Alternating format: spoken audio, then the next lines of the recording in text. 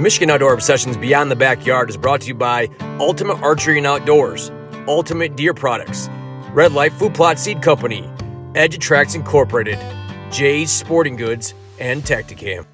So we just had the snow melt. What are we doing now to get ready for 2025 deer season when it comes to food plots?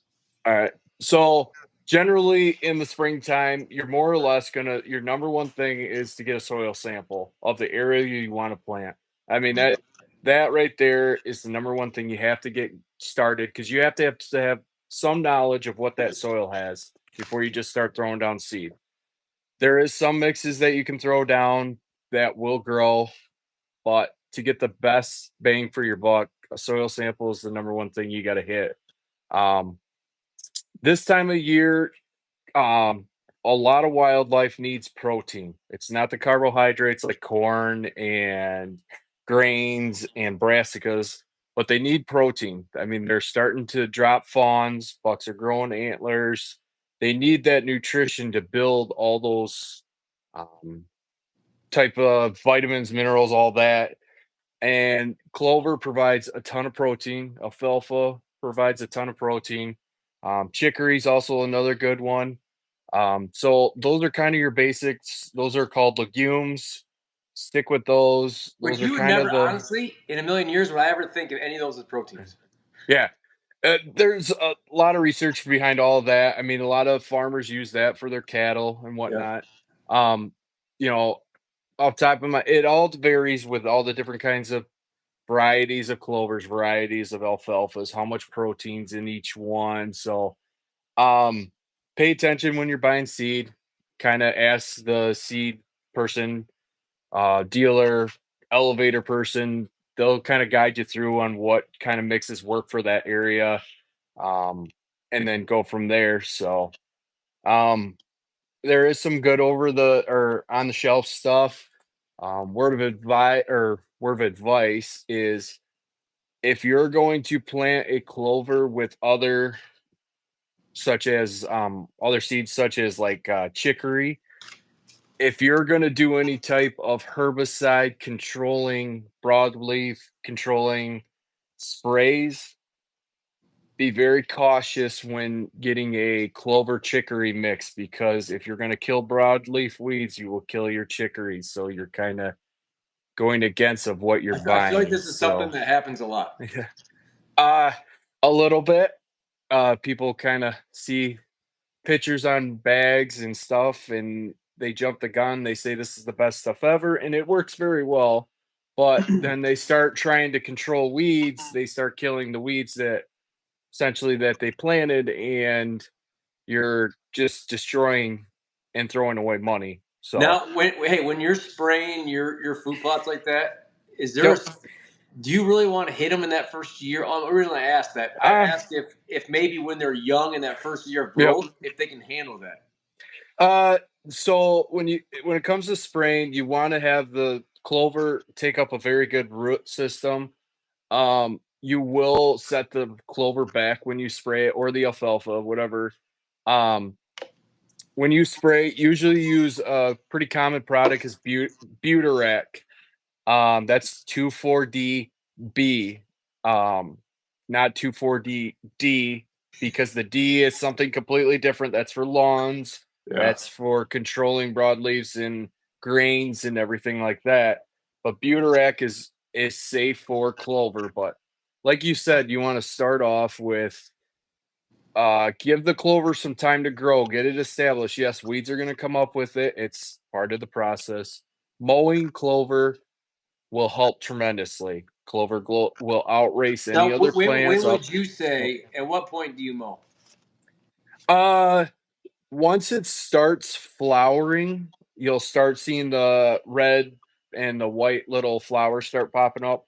Mhm. It's kind of a good indicator that's a good time to do that, because you're going to help the seedlings in those little seed heads kind of develop more clover.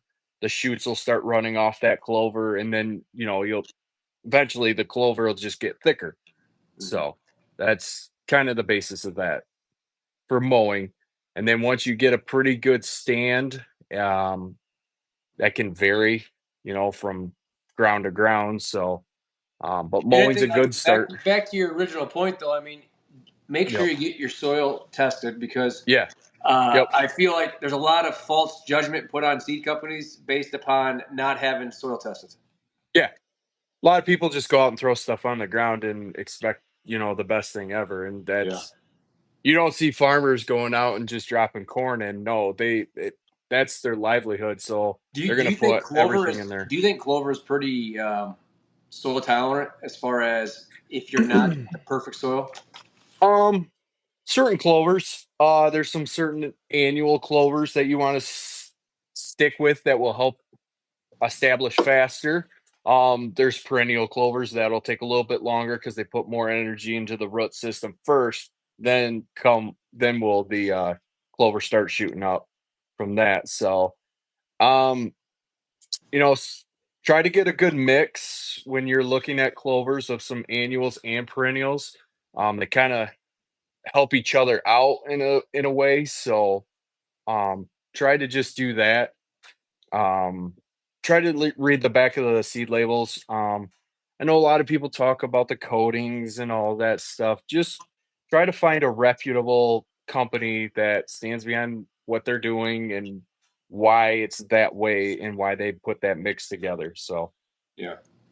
And yep, then like I said, it comes down to the everyone expects these, like you said, these bags to do wonders. You throw the seeds down, all of a sudden you have a food plot. But at the yeah, same time, it's your job to soil test. It's your job to make sure you plant it in conditions that make sense. You're not hmm, obviously like your other seeds. You're not going to plant it and then not have rain for 3 weeks. So right, pay right, attention. yeah, yeah.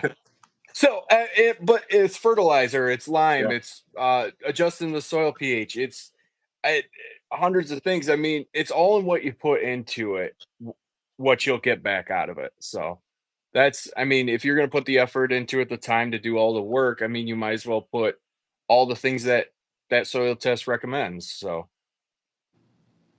And but can you how long would you say if someone puts a clover plot in today or this year? How long will that sustain before they need to replant it? Or I mean, uh, can you just it all keep depends. overseeding on top of it and filling in the spots? Or I mean, how long is Yeah. that going to play out? So essentially overseeding, which overseeding is a little bit different than frost seeding, which I don't personally recommend frost seeding. There's just things I've learned over the past and me personally doing it and learning from others. But that's a different topic. So, but overseeding is if there is any annual clovers, they're an annual, they will not come back necessarily. So you'll fill in the void spots with those perennial clovers and you'll just continue to establish that thicker, better, lush, more clover plot, alfalfa plot, so on and so forth. So it overseeding is necessary to fill in the void spots, and some clover just dies out based on, maybe it got too much water in this low point of your plot, or the deer just absolutely hammered it down to the dirt and just ate and killed all the root system. I mean, there's various different reasons for it. So Okay. yeah. Well, hopefully, people are able to pull something from that because, like I said, I know my first years I didn't really know anything, and I've learned a lot just from listening to you as far as do your food plots. Because I feel like too many times you watch stuff, you read stuff, and you try to make an attempt on it yourself, and a lot of times it Yeah. comes out a failure. And then like you said, you blame the seed company, like, man, this stuff doesn't grow. Well, I should have probably done my part before I Yeah. It before I happens. blame them. Yeah, it happens. It's unfortunate, but it does happen. But But now let's dig in. We're gonna now that we get the food plot out of the way. Hopefully, everyone can use a little bit. And if you have any further questions about this stuff, guys, send me an email. Tony will help you out. Or message. Go to Red Light Food Plot Seed Company's Facebook page. Send him a message. He will answer your questions, help you out with whether it may be the right stuff to put in your food plot. If you have a question on how to get your soil ready for the season, just send him a message quick, and he'll make sure to do his best to answer your questions.